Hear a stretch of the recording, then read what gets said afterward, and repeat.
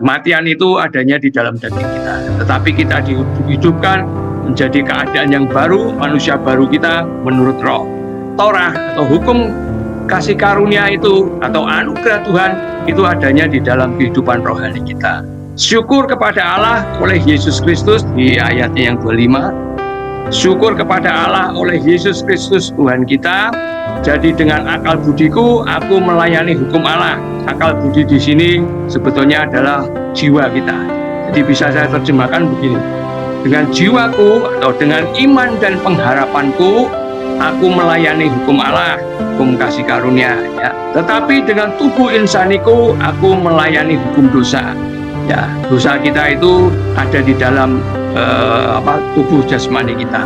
Sehingga tubuh jasmani kita memang harus mati, tetapi roh kita lah yang akan hidup kekal selama-lamanya. Nah, masih ingat ya kuadran kehidupan kita?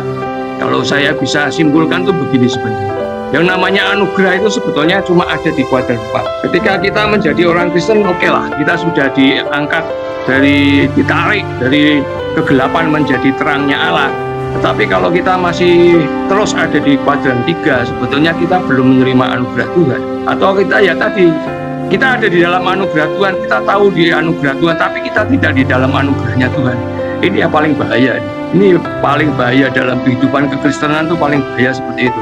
Sebenarnya dia sudah tahu ada anugerah Tuhan, tapi dia tidak mau ambil bagian di dalam anugerah Tuhan. Jadi karena ya tadi ya, seperti kata-kata selamatan itu gratis, gampang kayak gitu loh. Orang-orang Kristen itu kadang-kadang terlalu gampang kayak gitu, tidak menghargai loh pengorbanan Tuhan yang seperti itu. Disuruh mengasihi Tuhan ini susah, memang nggak tahu ya, menungso itu apa ya, dedel gitu. Mengasihi Tuhan itu susah banget. Saya akui sendiri, aku sendiri juga ya, kadang-kadang masih setengah-setengah loh mengasihi Tuhan. Padahal iso nulis buku, iso ngomong kayak begini ya, tapi kadang-kadang nggak tahu kenapa ya, kadang-kadang kok mengasihi Tuhan ini iso kadang-kadang masih hitung-hitungan juga.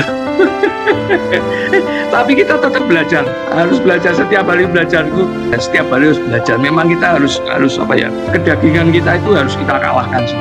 Kalau emang Tuhan izinkan kita disuruh bangun jam 3 kayak ya dipaksa lah gitu, pokoknya dipaksa aja lah gitu ya, usahakan dipaksa lah gitu. Emang manusia kalau nggak dipaksa, daging kita kalau nggak dipaksa itu pasti kita akan kalah gitu. Memang kita harus keras pada karakter kita sendiri gitu, keras pada sifat-sifat kita sendiri ya. Kedagingan kita memang harus dilawan. Yang bisa ngelawan ya diri kita sendiri sebetulnya, sehingga kita tuh bisa tahu anugerah kita, sehingga kita bisa hidup di dalam kuadran 4.